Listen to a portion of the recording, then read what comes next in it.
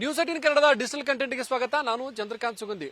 ಅದು ರಾಷ್ಟ್ರೀಯ ಹೆದ್ದಾರಿ ಮೇಲಿರುವಂತಹ ಒಂದು ಡೆಡ್ಡಿ ಸ್ಪಾಟ್. ಅಲ್ಲಿ ಕಳೆದ 10 ವರ್ಷಗಳಿಂದ ಕೂಡ ನೂರಾರು ಅಪಘಾತಗಳು ಸಂಭವಿಸಿ 20ಕ್ಕೂ ಹೆಚ್ಚು ಜನ ತಮ್ಮ ಪ್ರಾಣವನ್ನ ಕಳೆದುಕೊಂಡಿದ್ದಾರೆ. ಅದೇ ರೀತಿ 100ಕ್ಕೂ ಹೆಚ್ಚು ಜನ ಏನು ಕೈ ಕಾಲು ಮುರಿದುಕೊಂಡು ಆಸ್ಪತ್ರೆಯನ್ನು ಸೇರಿದ್ದಾರೆ. ಇಷ್ಟಾದ್ರೂ ಕೂಡ ಈ ಡೆಡ್ಲಿ ಸ್ಪಾಟ್ ಯಾರ ಕಣ್ಣಿಗೂ ಬಿದ್ದಿರಲಿಲ್ಲ. ಆದರೆ ನಗರ ಪೊಲೀಸ್ ಆಯುಕ್ತ ಭೂಷಣ್ ಬೋರ್ಸೆ ಇದನ್ನ ಗುರುತಿಸಿ ರಾಷ್ಟ್ರೀಯ ಹೆದ್ದಾರಿ ವಿನ್ಯಾಸ ದೋಷದ ಬಗ್ಗೆ NHAIಗೆ ಒಂದು ಪತ್ರವನ್ನ ಬರೆದು ಅದನ್ನ ಫಾಲೋ ಅಪ್ ಮಾಡಿದ್ರು. 1 ವರ್ಷಗಳ ಬಳಿಕ ಈಗ NHAI ಈ ಒಂದು ರಾಷ್ಟ್ರೀಯ ಹೆದ್ದಾರಿಯ ದುರಸ್ತಿಗೆ ಮುಂದಾಗಿರ್ತಕ್ಕಂಥದ್ದು. ಈಗ ಏನು ಈ ಕಾಮಗಾರಿಗಾಗಿ ಟೆಂಡರ್ ಅನ್ನ ಕರೆಯಲಾಗಿದೆ. ಇನ್ನು ಕೆಲವೇ ದಿನಗಳಲ್ಲಿ ಕಾಮಗಾರಿ ಆರಂಭವಾಗಲಿದ್ದು ಏನು ಡೆಡ್ಲಿ ಸ್ಪಾಟ್ಗೆ ಮುಕ್ತಿ ಸಿಗುವಂತ ಸೂಚನೆಗಳು ಸಿಕ್ಕಿವೆ. ಅಷ್ಟಕ್ಕೂ ಆ ಡೆಡ್ಲಿ ಸ್ಪಾಟ್ ಎಲ್ಲಿದೆ ಮತ್ತು NHAI ಏನ್ ಕ್ರಮ ಕೈಗೊಂಡಿದೆ ಅಂತ ಹೇಳ್ತೀನಿ. ಅದಕ್ಕೂ ಮೊದಲು ನ್ಯೂಸ್18 ಕನ್ನಡದ ಯೂಟ್ಯೂಬ್ ಚಾನಲ್ ಸಬ್ಸ್ಕ್ರೈಬ್ ಮಾಡಿ, ಹಾಗೆ ಬೆಲ್ ಐಕನ್ ಒತ್ತೋದನ್ನ ಮರೆಯಬೇಡಿ. ನ್ಯೂಸ್18 ಕನ್ನಡದ ಇನ್ಸ್ಟಾಗ್ರಾಮ್ ಮತ್ತು ಫೇಸ್ಬುಕ್ ಪೇಜ್ ಅನ್ನು ಕೂಡ ಫಾಲೋ ಮಾಡಿ. ಬೆಳಗಾವಿಯಿಂದ ಹುಬ್ಬಳ್ಳಿಗೆ ತೆರಳಬೇಕಾದ್ರೆ ಮಾರ್ಗ ಮಧ್ಯ ಬಡೇಕೋಳ ಮಠ ಅಂತೇಳಿ ಬೆಳಗಾವಿಯಿಂದ ಸುಮಾರು 20 ಕಿಲೋಮೀಟರ್ ಕ್ರಮಿಸಿದ ಬಳಿಕ ಒಂದು ಇಳಿಜಾರು ಬರುತ್ತೆ. ಅಲ್ಲಿ ಒಂದು ಡೆಡ್ಲಿ ಸ್ಪಾಟ್ ಇರತಕ್ಕಂಥದ್ದು. ಇದು ಮುಂಬೈ, ಪುಣೆ ಮತ್ತು ಬೆಂಗಳೂರು ರಾಷ್ಟ್ರೀಯ ಹೆದ್ದಾರಿ ಮೇಲೆ ಇರತಕ್ಕಂಥ ಸ್ಪಾಟ್ ಆಗಿರ್ತಕ್ಕಂಥದ್ದು. ಅಲ್ಲಿ ವಾರಕ್ಕೊಮ್ಮೆ 2 ಸತಿ ಲಾರಿ, ಗೂಡ್ಸ್ ವಾಹನ, ಬಸ್ಸು ಹೀಗೆ ಹಲವು ರೀತಿ ಅಪಘಾತಗಳು ಸಂಭವಿಸುತ್ತಿವೆ. ಏನು ಇಳಿಜಾರಿನಲ್ಲಿ, ತಿರುವಿನಲ್ಲಿ ಈ ಒಂದು ಸರಣಿಯ ಅಪಘಾತಗಳು ಸಂಭವಿಸಿರ್ತಕ್ಕಂಥದ್ದು.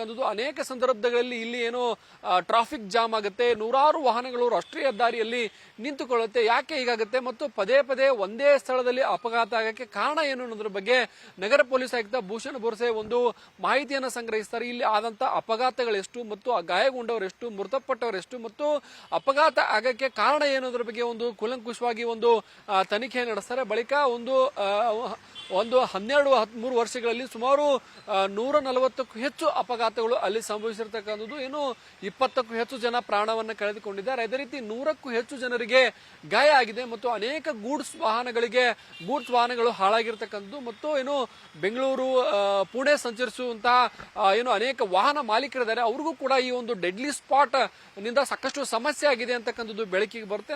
ನಂತರ ಈ ಒಂದು ಇಳಿಜಾರು ತಿರುವಿನಲ್ಲಿ ಇರ್ತಕ್ಕಂತಹ ದೋಷವನ್ನ ಸರಿಪಡಿಸಿ ಅಂತ ಹೇಳಿ ಈಗ ರಾಷ್ಟ್ರೀಯ ಹೆದ್ದಾರಿ ಪ್ರಾಧಿಕಾರಕ್ಕೆ ಒಂದು ಪತ್ರವನ್ನು ಕೂಡ ಬರೆಯಲಾಗಿರ್ತಕ್ಕಂಥದ್ದು. ರಾಷ್ಟ್ರೀಯ ಹೆದ್ದಾರಿ ಪ್ರಾಧಿಕಾರವು ಕೂಡ ಈಗ ಸದ್ಯ ಎಚ್ಚೆತ್ತುಕೊಂಡಿದೆ. ಏನು ಇಲ್ಲಿರ್ತಕ್ಕಂತಹ ಒಂದು ವಿನ್ಯಾಸ ದೋಷವನ್ನ ಸರಿ ಮಾಡಕ್ಕೆ ಈಗ ಟೆಂಡರ್ ನ ಕರೆದಿರ್ತಕ್ಕಂಥದ್ದು. ಟೆಂಡರ್ ಮೂಲಕ ಒಂದು ಕಾಮಗಾರಿ ಆರಂಭ ಮಾಡಕ್ಕೆ ಈಗ ಸಿದ್ಧತೆಯನ್ನು ಮಾಡಿಕೊಂಡಿದೆ. ಈ ಒಂದು ಮಳೆಗಾಲ ಮುಗಿದ ಬಳಿಕ ಈ ಒಂದು ಕಾಮಗಾರಿ ಆರಂಭವಾಗುವಂತಹ ಸಾಧ್ಯತೆಗಳಿದೆ. ಈಗಾಗಲೇ ಡ್ರಮ್ಗಳು ಮತ್ತು ಮಾನವಾಕೃತಿಯ ಚಿತ್ರಗಳನ್ನು ಅಳವಡಿಸಿ ಯಾವ ತಿರುವಿನಲ್ಲಿ ಡೇಂಜರ್ ಇದೆ ಅಲ್ಲಿ ನ್ಯೂಟ್ರಲ್ ಗೇರ್ ನಲ್ಲಿ ಯಾರು ಹೋಗಬಾರದು ಅಂತಕ್ಕಂಥ ತಿಳಿ ಹೇಳುವ ಪ್ರಯತ್ನವನ್ನು ಕೂಡ ಈಗ ಬೆಳಗಾವಿ ನಗರ ಪೊಲೀಸರು ಮಾಡ್ತಿರ್ತಕ್ಕಂಥದ್ದು. ಬೆಳಗಾವಿ ಇಂದ ಸುಮಾರು 20 ಕಿಲೋಮೀಟರ್ ದೂರದಲ್ಲಿ ಹಿರೇಬಾಗೇವಾಡಿಯಿಂದ 5 ಕಿಲೋಮೀಟರ್ ಹಿಂದೆ ಈ ಒಂದು ಸ್ಥಳ ಇರತಕ್ಕಂಥದ್ದು. ಇಲ್ಲಿ ಸರಣಿಯಾಗಿ ನಡೆದಂತಹ ಅಪಘಾತಗಳಿಗೆ ಇನ್ನು ಕೆಲವೇ ದಿನಗಳಲ್ಲಿ ಮುಕ್ತಿ ಸಿಗುವಂತಹ ಸಾಧ್ಯತೆ ಇದೆ. ಒಂದು ವೇಳೆ ಏನು ವಿನ್ಯಾಸದಲ್ಲಾಗಿರ್ತಕ್ಕಂಥ ದೋಷವನ್ನ ಸರಿಪಡಿಸಿದ್ರೆ ಈ ಒಂದು ರಾಷ್ಟ್ರೀಯ ಹೆದ್ದಾರಿ ನಿರಾತಂಕವಾಗಿ ಇಲ್ಲಿಂದ ಹುಬ್ಬಳ್ಳಿವರೆಗೂ ಸಂಚರಿಸಬೇಕಾಗಿದೆ. ಈಗಾಗಲೇ NHAI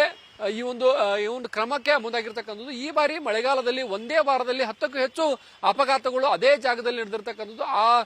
ಏನು ವಿನ್ಯಾಸ ದೋಷ ಕಾರಣಕ್ಕಾಗಿ ಈ ರೀತಿ ಆಗ್ತಾ ಇದೆ. ಇದನ್ನ ಕಂಡು ಹಿಡಿದು ಮತ್ತು ಈಗ ಮುಂದಿನ ದಿನಗಳಲ್ಲಿ ಏನಾದ್ರೂ ಈ ವಿನ್ಯಾಸವನ್ನ ಬದಲಿಸಿ ನೇರವಾಗಿ ಹುಬ್ಬಳ್ಳಿಗೆ ಹೋಗುವಂತದ್ದಾಗಬಹುದು ಅಥವಾ ತಡೆಗೋಡೆಯನ್ನು ನಿರ್ಮಾಣ ಮಾಡ್ತಾರ ರಸ್ತೆ ಮಧ್ಯದಲ್ಲಿ ದೊಡ್ಡದಾಗಿ. ಜೊತೆಗೆ ಏನು ಅಂತಂದ್ರೆ ವಾಹನ ಚಾಲಕರಿಗೆ ಕಡ್ಡಾಯವಾಗಿ ಗೇರ್ನಲ್ಲೇ ಹೋಗಬೇಕು, ನ್ಯೂಟ್ರಲ್ನಲ್ಲಿ ಯಾವುದೇ ಕಾರಣಕ್ಕೂ ಹೋಗಬಾರದು ಅಂತಕ್ಕಂಥ ಸೂಚನೆಗಳನ್ನು ಈಗಾಗಲೇ NHAI ಕೂಡ ಕೊಡಕ್ಕೆ ತೀರ್ಮಾನವನ್ನು ಮಾಡಿರ್ತಕ್ಕಂಥದ್ದು. ಯಾಕಂದ್ರೆ ದಿಬ್ಬದ ಸಂದರ್ಭದಲ್ಲಿ ಸಹಜವಾಗಿ ಬಸ್ ಚಾಲಕರು ಮತ್ತು ಲಾರಿ ಚಾಲಕರು ಏನು ತಮ್ಮ ವಾಹನವನ್ನ ನ್ಯೂಟ್ರಲ್ ಗೇಲ್ ಹಾಕ್ತಾರೆ. ಒಂದು ವೇಳೆ ಇಲ್ಲಿ ನ್ಯೂಟ್ರಲ್ ಗೇಲ್ ಹಾಕಿದ್ರೆ ಮುಂದೆ ಹಿರೇಬಾಗೇವಾಡಿ ಟೋಲ್ ವರೆಗೂ ಕೂಡ ಪೆಟ್ರೋಲ್ ಡೀಸೆಲ್ ಉಳಿಸಬಹುದು ಅಂತಕ್ಕಂಥದ್ದು ಏನು ಡ್ರೈವರ್ಗಳ ಲೆಕ್ಕಾಚಾರ ಆಗಿತ್ತು. ಆದರೆ ಪೆಟ್ರೋಲ್ ಡೀಸೆಲ್ ಉಳಿಸಕ್ ಹೋಗಿ ಅನೇಕ ಜನರ ಪ್ರಾಣ ಹಾನಿ ಕೂಡ ಆಗಿರ್ತಕ್ಕಂಥದ್ದು. ಹೀಗಾಗಿ ಈಗ ಎಚ್ಚೆತ್ತುಕೊಂಡಿದೆ NHAI ಮತ್ತು ಸ್ಥಳೀಯ ಪೊಲೀಸರು ಕೂಡ ಇದಕ್ಕೆ ಸಾಥನ್ನ ಕೊಡ್ತಿದ್ದಾರೆ. ಇನ್ನು ಕೆಲವೇ ದಿನಗಳಲ್ಲಿ ಈ ಒಂದು ಡೆಡ್ಲಿ ಸ್ಪಾಟ್ಗೆ ಮುಕ್ತಿ ಸಿಗುವಂತ ಹಂತಕ್ಕೆ ಬಂದಿರತಕ್ಕಂಥದ್ದು. ಶೀಘ್ರದಲ್ಲೇ ಕಾಮಗಾರಿಯನ್ನು ಮುಗಿಸಿ ಜೊತೆಗೇನು ಅಂತಂದ್ರೆ ಇಲ್ಲಿ ಸೂಚನಾ ಫಲಕಗಳು ಮತ್ತು